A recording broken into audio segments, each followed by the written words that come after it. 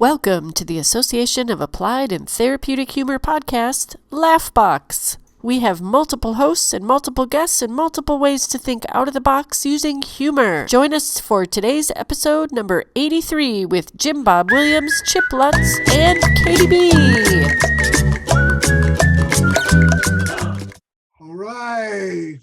Okay, welcome to the 83rd edition of Laughbox. And this Laughbox is going to be a little bit different because instead of being the host, Chip Lutz is going to be the subject. Welcome, Chip. Well, thank you.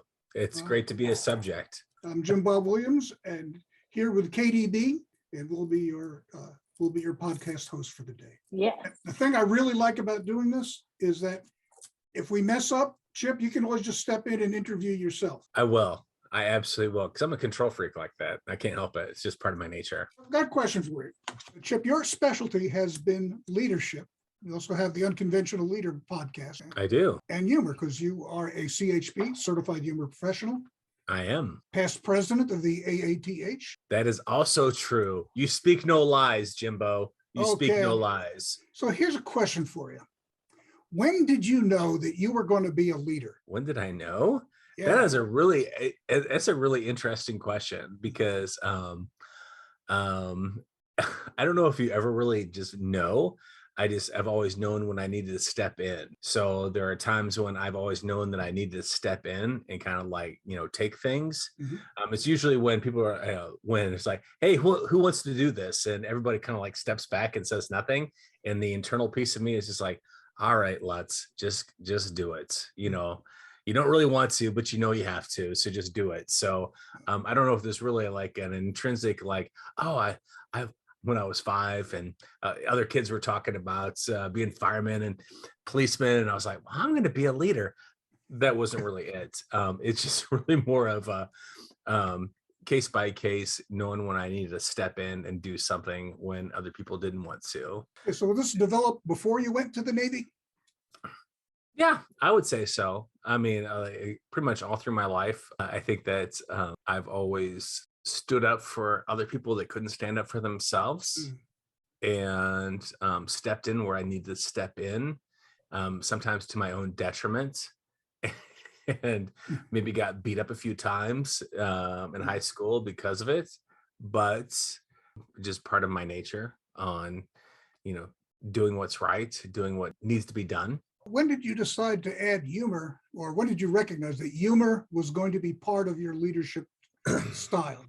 I don't know. Okay, so here it is. I don't know if that's really like one of those things like an epiphany, or like, oh, you know what? I need, what this needs? Like, it's like, this song needs more cowbell. Like this evolution needs more humor. It's just part of who I am. So I was really kind of a little more blessed in that my dad had a really great sense of humor. My mom and dad were married for, prior to my dad's passing, 55 plus years. My mom, who is also a CHP, by the way, will always say that my dad always made her laugh. He had a really great sense of humor. So the house that we grew up in, even though my dad sometimes could be a major league a-hole, also was very funny. He was really, really funny. Like for me, humor has always just been a part of my DNA on how I deal with things, how I cope with things, how I get things done. And well, it's a great tool. Obviously, it's part of who I am. Leaders that can, laugh and have a little bit of fun, and more importantly, laugh at themselves, help create an atmosphere of risk without fear of reprise. In that, in today's world, we're looking for people that are wanting to innovate, wanting to do things, but they're always kind of scared. But if the leader sets the tone, sets the pace, and is willing to laugh at themselves and laugh at the mistakes that happen, they help create the atmosphere where people are like, if he's big enough, he's bold enough, he's brave enough to do this himself, then maybe I can do that too. Let's step out of our comfort zone and try something. I mean, the heart of innovation is, to me, lack of fear. And so I think humor helps kind of make that happen. So like, to answer your question, I think, which I've tried to do, it's not anything where I just decided, it's just part of who I am. But also I think that most people within the leadership world sometimes have I don't say most, I'll say there are a lot that have like a stick up their craw and do not want to have a sense of humor. But if you don't laugh at yourself, you might as well as a leader, because your people are laughing at you anyway. Good point. Excellent point. So where does the genesis of Laughbox, when did you know that you wanted to do that? Oh, that's pretty funny. All right, so I'm going to give you the real straight skinny on this. Okay. I was a level 2 in my program for the CHP program, and we had to do a project. I knew that I was starting my own podcast, and I thought, that's what kind of like AATH needed. So I also belong to the National Speakers Association, and they had a grant every year. I think it was the Art Berg grant for communications or something like that. And so I was on a trip up north, and deadline was coming due within like a day or two. So I had a couple of vodka tonics and wrote the grant, and it got approved. And that's how it came about. It was something that's helped us kind of like, seed everything, get the podcast started with a server, get some like intro and outro stuff. That was just it. It was something that in today's world where we know that communication comes in also different modes and mediums, that this is just one way to get the information out. In some ways it's really self-serving for me, because when you get to be a podcast host, you get to talk to people that just up your game, like in the 82 previous episodes to this one. And I don't think anybody's going to up their game from listening to me. But in the 82 previous episodes, I will tell you that I listened to a bunch of people and had conversations with people that I was just like, wow. They completely, inspired me, educated me, made me want to do things a little bit different. I mean, just really, really fantastic people that upped my game. In case we want to go for a grant, what brand of vodka were you drinking? I don't know. You know what? It was a bar. And so I don't normally drink rail. So I'm guessing I was probably Tito's. I'm guessing if I was ordering, it's like, my normal order is give me a double Tito's on the rocks with a splash of tonic and a lime in a short. Okay. All right. That's the key to getting a grant, folks. We just want to make sure. I'm just saying, I mean, in a short Tito's with a splash of lime. Is that right? A double Tito's in a short. Yeah. Double Tito's, splash of lime. And it's a little bit of tonic. Actually, you just have to just waft the tonic over the top, just like waft the tonic over the top.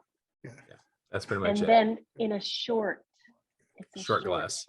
Just let the tonic see the surface of the vodka. Yeah, pretty much. That's right, I like the taste of unlike a lot, I like the taste of vodka. So when I have a drink, I would rather taste my vodka than taste other things. But all right, that's me. Okay, but we digress. We do. Because I tell you, when I was new to AATH, I decided I was going to listen to every episode of Laughbox. I figured this would be a good way to introduce myself to who the thought leaders were. And I didn't have time to read, 50 books, but I did have time to listen to a bunch of podcasts. Yeah. With the people who wrote the books. Yeah, absolutely. And it was invaluable. Just awesome people that we've had on our podcast. I mean, I will completely agree with you. I mean, like I said before, people that just make you think different and up your game, up your humor game. I'll clarify a little bit. Up your humor game. Up your humor. Yes, good point.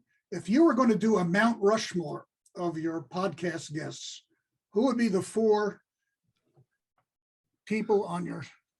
That's so unfair. Yes, it is. It really is, because number 5 is going to be ticked off. Like, I have 4 kids. That's like asking me to say which one is my favorite, because I'm going to hurt somebody else's feelings. Okay. But as parents, we all know that we have favorites. So I can't answer that, because they've all been so amazing.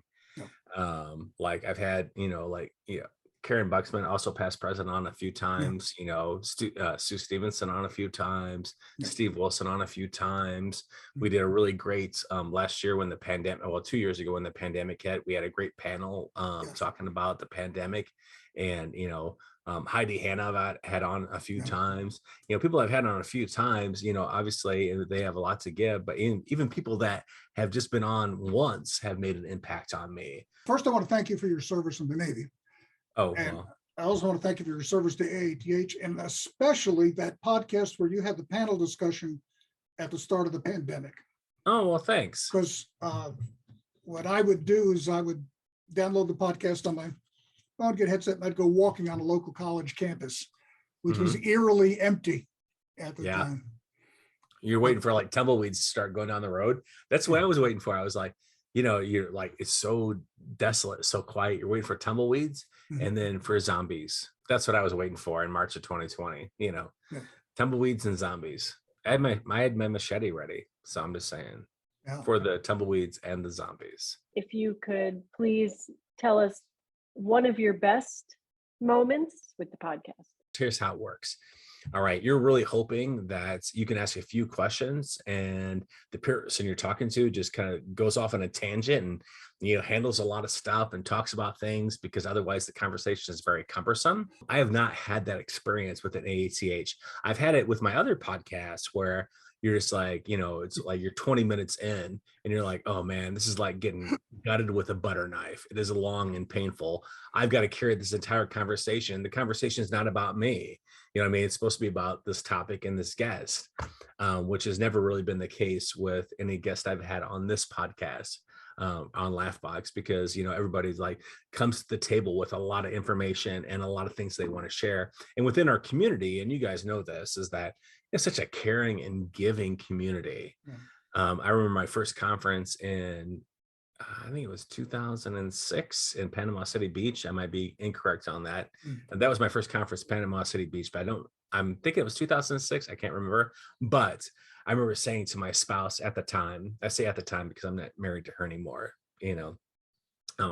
she liked mayonnaise. I like Miracle Whip. It just was, it was one of those lines we couldn't get past. Anyway, but I remember saying to her at the end of the weekend, it's like, I don't know if I can go back to real life after this. She's like, what do you mean? I said, real people aren't this nice. Real people aren't this great. I mean, the rest of the world is like dog eat dog. I mean, you're hoping you're not wearing milk bone underwear, right? I mean, like at an AATH conference, like everybody's there, they want to be there. They're fundamentally the nicest people on the face of the earth. And they genuinely care about the people that are there. Can you tell us about a time in your life which really stunk at the time, but later on you look back at it and you say, it stunk, but I'm glad that happened because I learned this? Pretty much all facets of my life. Well, I mean, it's like anybody's life. I mean, I think that's like the difference between people that look at the glass a little more positively as far as like being half full versus those that might look at it as being half empty. I'm always a little more positive in my outlook on life and how I do things and how I look at things. I look at any day as just one day out of many days. Any week is just 1 week out of many weeks. And so that gives me a little different perspective on what I'm going through. So like here, 5 years ago on Easter morning, I ended up having, after my second cup of coffee, had a perforated bowel and ended up in the hospital, for a week when left with a 10-inch incision on my abdomen and an ostomy bag.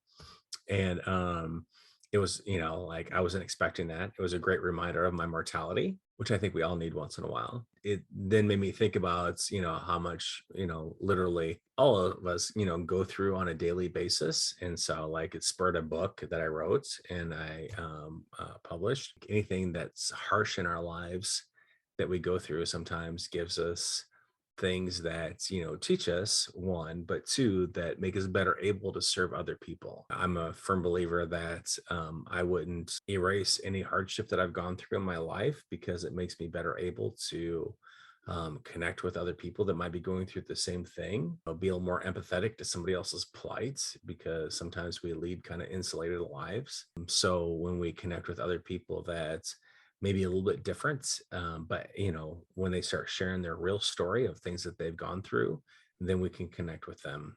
And I think that's an important aspect for any of us. And that's not really like humorous, but I think that humor can be a part of that.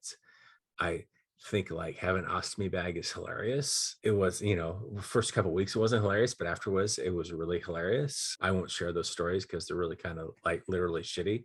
I'm a registered professional sanitary engineer, so yeah, bring it on. I love stories like that.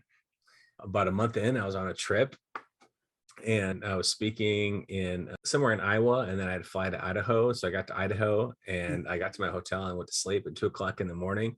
Like the bag exploded. And so I woke up, it's like there's literally shit everywhere. I got in the shower and part of me just wanted to cry.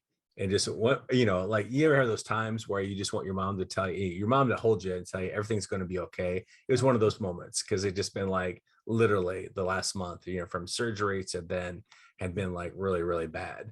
But then I just started laughing and I was like, you know what? Here's the plus on this is that those aren't my sheets. I'm staying in a hotel. I left a little bigger tip for the housekeeping staff, and went to work the next day. It was all good. Sometimes you get a mind for humor. It's just one of those things where you can find it if you look for it. Can you go into more about finding it? Finding humor? Oh, yeah. Where do you look for it? Yep. Where do you look for it? Well, I'm a firm believer that like who was it that said that tragedy plus time equals comedy? I'm trying to think of Carol Burnett. There you go. So sometimes, we have to, if the timepiece, we have to speed up ourselves. Tragedy plus time equals comedy. The only thing that's within our control in that is the timepiece, where if we're actively looking for what's funny in this, like I just shared, like, with that story of, being in the shower as like, I was actively looking for something to help me cope with what I was going through. So, sometimes it takes talking to other people, about it. If you've got your humor crew that helps you see things a little bit differently than the norm in the world. We have, people that I think Mary Kay puts them as humor doomers. I look at them as, I talk about people as carriers or converters. People that carry the negativity around and they try to suck everybody in, or people that try to convert the atmosphere. So I'm going to reach out to the people that are the converters in my life that help me see things a little bit lighter, a little bit funnier. Even if they can't let me see what the funny is in that, they're still going to make me laugh. So we're going to talk about something that's kind of crazy that has no bearing on what we're going through. That's, one way to find the humor in it. I think that another way is try to emotionally separate yourself from whatever's going on. And I do that through watching something that's funny to me. Usually any Will Ferrell movie will do it, with the exception of the movie he made with Amy Poehler called The House. I wanted that 90 minutes of my life back because it was a horrible movie. I think the important thing is to figure out what works for you, like anything. You like anybody can like spew off a bunch of stuff for like stress manage or whatever. The most important thing with any tool you're going to use is to figure out what works for you. What are the things that work for you? Like I know what works for me, in finding humor in situations. I'm trying to mine it, but it might not work for other people. Yeah, there's no one universal answer, because that would be like you saying that you had problems seeing and I'd say, here, try my glasses. It's not the same prescription. Yes. I think it's very interesting, the carriers versus converters. I've not heard that before. And that's because that is mine originally. It's yours. You own it. Well, I don't really know if I own it. You can take it, use it. That's how I look at things. I think it's brilliant. I just want to say that. Well, that's not the first time anybody's ever said that about me, that I'm brilliant. Well, actually, it is. That is actually the first time anybody's ever said that. So thank you. That you know of, because we've had conversations with people about you. Yeah. And all I'm saying is you're going to be a tough act to follow. Okay, question. Now, your formal training in humor, you spent some time at Second City, right? Yeah. Okay. Is that the only formal training you had? I mean, outside of AATH? and the Yeah. Humor Academy. Is that the only formal training you've had in? Well, I don't know. I would say the Navy is formal training because like I worked, for 22 years, I worked with some of the most hilarious people I've ever worked with in my entire life, because most people you work with, they've got a pretty good sense of humor and sometimes a very warped sense of humor, which, helps you deal with certain situations a little bit differently. So I would say that my year at Second City, after I retired from the Navy, I spent, went through the entire, process with, the whole year-long program for improv. And I would recommend that for anybody is looking for something different, because it was just such a great program. I felt really old because I was like the oldest person in my class. I think it made me a better listener. I think it made me a better husband. I think it made me a better dad.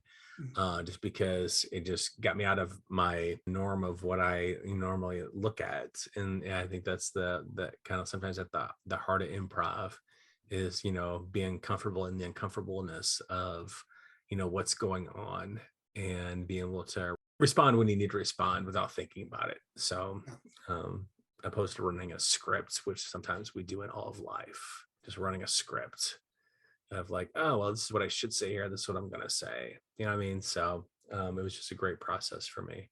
Would you rather come out of left field? So I don't think I can surprise you with anything because you might be able to try it. Well, okay. But how about this? Would you rather give up drinking or know that you would lose a minute of life for every ounce of ethanol you put in your system? Would I rather give up drinking, or what was the second thing? Know that you would lose a minute of life for every ounce of ethanol that you consumed. Wow. It's in the knowing, see, subconsciously, that drinking is horrible for you and that, you're probably, shortening your life, but I don't think I'd want to know. Those are both horrible, because I do like a vodka tonic. That's just, part of my jam. So I'm going to say that I would rather not do either.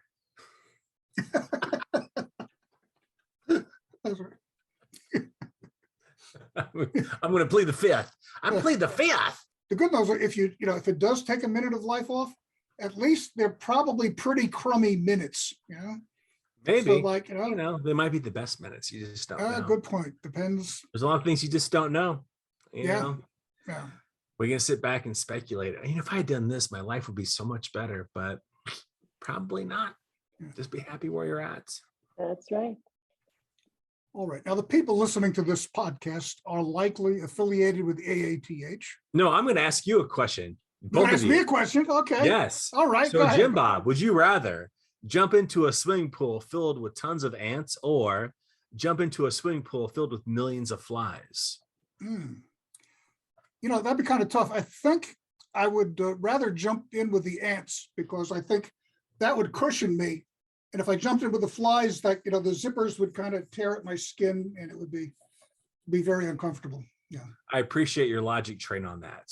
Okay. Very, very nice. Yeah. All right, Katy B, would you rather accidentally suck a large fly through your nose and swallow it, or have a tiny fly go inside your ear and never be able to get it out?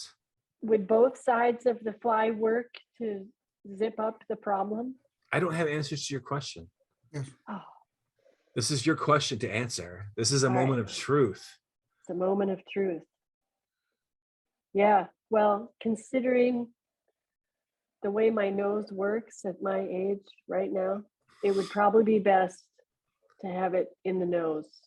All right. Rather than in the ear, because I prefer to hear. I do too. People like you. I do too.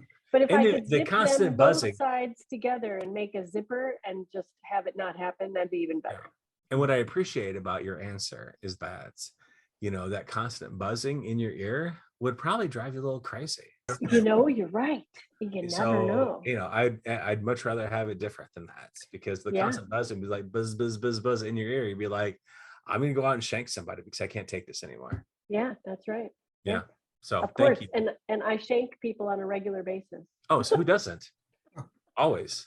I've got like I got 12 acres. I got a whole field of people out here that I've shanked. It's all good. With the machete, right? Yes. Because you've got the zombies in the backyard. Yeah, absolutely. Yeah. Right. Nice callback, by the way. Nice. Thank you. That's on purpose. Yes. And I even wrote a song about it. Shanks for the memories. Okay. Thanks for the memories.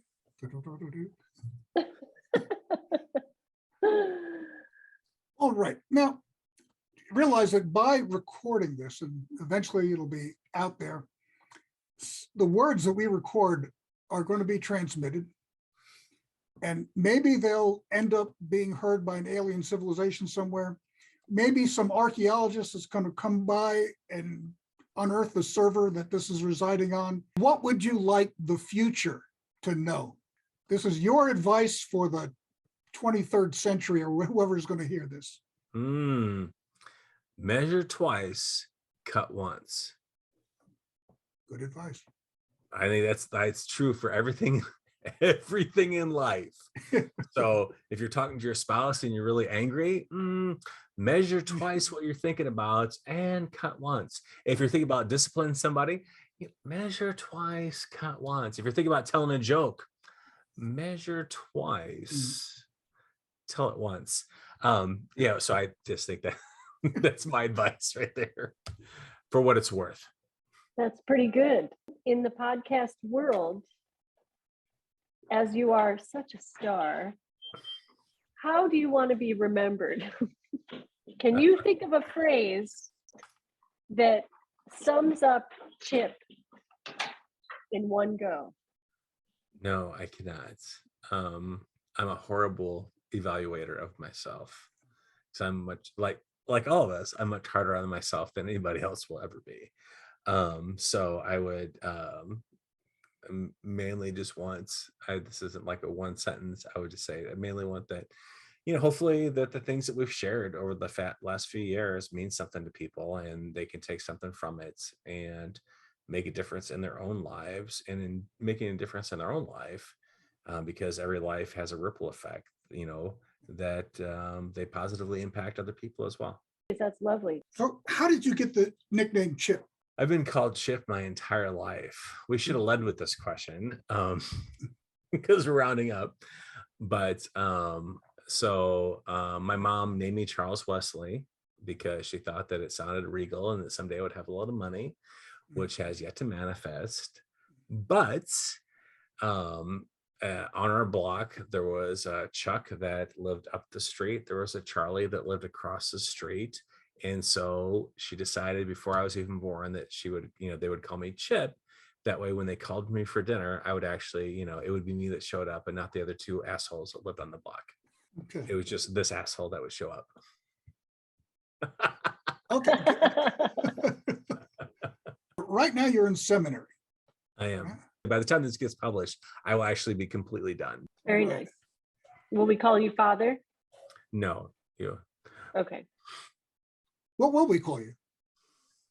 I'm not sure about the Lutheran practice there. You'll call me Chip. Okay. That's what you'll call me.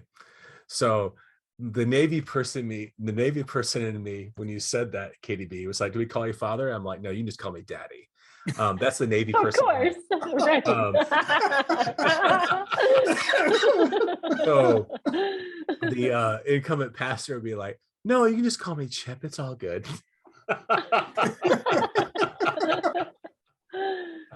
But does this make you will be a pastor? Is that correct? Yeah. The way it works is that, once I finish up, like I've been doing my internship and finishing up seminary. So then I'll be actively in the call process. And so I'll interview with churches. And then once I, match up with a church, like they like me, I like them, I'll get ordained and then I'll be a pastor at church. Yes. That's lovely. Yeah. So you must be very excited for this next chapter. Yeah, it's different going to school in your 50s. That's definitely being 55 and rocking out your third master's degree. You're just like, woo! I'm so done with school. I'm so tired of writing papers. Let's just get this done. So yeah, it'll be good to have it all done because how many years do I really have left on this earth? I don't know. 15, 10 tomorrow. Who knows? Well, but you're getting in the right hand pocket of the man upstairs. That's what we'd like to think, right? But who knows? Right. Actually, yeah, it's part of my faith that, you know, I do know, but where I'm going, we have a multi-faith and, you know, very diverse group within our congregation of AATH.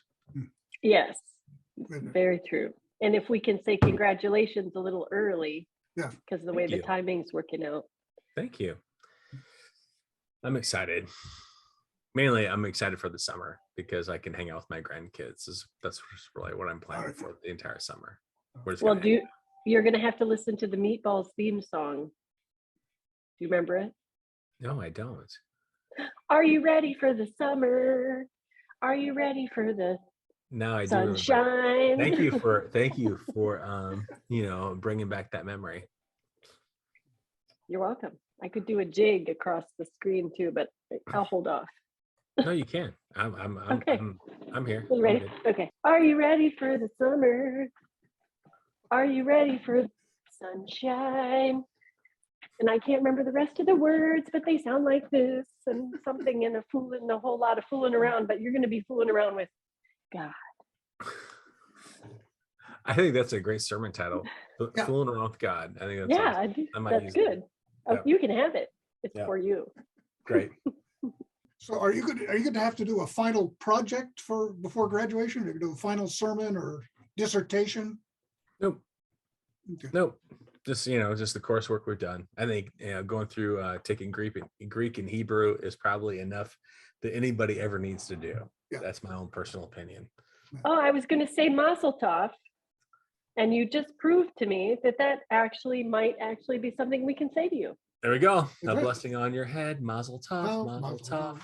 To see Nice. your daughter wed. Wed, Mazel mazel tov, tov. mazel tov. Very nice. What's the theme song of your life? Oh man, that's a great question. So there's a couple like I've always been a Frank Sinatra My Way fan. Matter of fact, you can't see it on my wall, but I've actually got the gold record that when I was leaving I had 2 command tours when I was in the Navy, and one of my command tours, they gave me like the little Frank Sinatra with the gold record that says with My Way, because I would always play that over the intercom because that's how I do things, is usually my way. Also, Sexy Thing by Hot Chocolate. I think that is a great theme song for me. So good. Maybe Joker by Steve Miller Band. I think that's an also great song. There's so many. I mean, it's hard to pick just one. Kind of is dependent on the mood that you're in at the time, is all I'm saying. There's a book by Thomas Erickson called Surrounded by Idiots. And it's basically on communication styles. Okay. And it sets up a spectrum of red, yellow, blue, green. And a red person is very direct, says what's on their mind, doesn't varnish it there. Okay. So that's, when I said, when certain things come up, you're red, you want to get things done. You want to get it. Yeah. Sometimes to my own detriment. I've often been a very big turd in a punch bowl because I just, say whatever I want, what's on my mind. And then later on, I'm like, hey, Lutz, you shouldn't have said that. You just hold off. But, it's just who I am. It's part of my DNA. Chip, I want to thank you again for taking the time to talk to us. You may not recognize this conversation once it's edited. A voiceover for me be like, he'll be like Marcellus Wallace from Pulp Fiction. Every time Chip talks, it's really deep baritone. It's like, oh, I was thinking about this right here. A completely different voice. This is fine. Do a voiceover for me. That'd be great. I can give you a Spanish accent. That would be even better. Hola, Katy B. Hola, Chip. ¿Qué tal? So funny about that is I used to teach some classes, and I had a woman in my class that she used to call me Professor Cheap.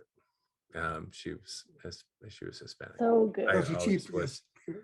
I loved it. Every time she would say Professor Cheap, and I loved her so much because she made me feel special like that. I must say, I really wish I was in your theology classes because when I was in grad school, I was in grad school with some guys who had, they were Army. They had been through West Point. They had served tours of duty in some unpleasant places. And while the rest of the grad students are all, the guys from the military, it was like, you can't faze me, okay?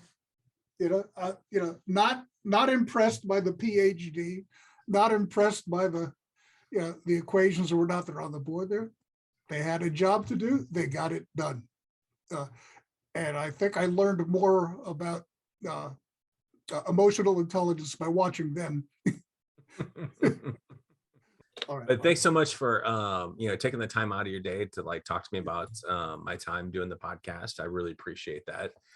It's been a labor of love because I love the organization and I've loved all the people I've talked to during the course of the last 5 years on doing the podcast and interviewing people. I've learned a whole lot, and hopefully that it's provided some value to some other people along the way. And I think ultimately that's what we're looking to do, not just with a podcast, but just as an organization as well, that, we're kind of all in this together. Not everybody gets the joke, but we get it. And so, if we can share that with other people, where people get, some leverage they can use in their everyday life, that's a win-win for all of us, because then we're looking to make the world just a little bit brighter place. So thank you for taking the time out, Katy and Jim Bob tonight, just to spend a little time and, getting the history of what we've been doing here for the last 5 years and, spend some time, talking to me. That's very much appreciated. I'm a newbie, Chip, so you're a big inspiration. And so thank you for including me in this talk. And I hope we can do you some justice and keep your legacy going in the way that you will do more than I ever did. So I am firmly confident in that. So thank you so much for continuing on. The torch has been passed. Go forth, do great works. And blessings to you, my man. Thank you, my friends. Thank you so much. Blessings. Thank you. All right. I'm going to stop recording in 3, 2, 1. Thank you for joining us in today's episode number 83 with Chip Lutz, Jim Bob Williams, and Katy B. This has been Laughbox, brought to you by the Association of Applied and Therapeutic Humor. Thank you so much for hanging out with us on episode 83. See you next time!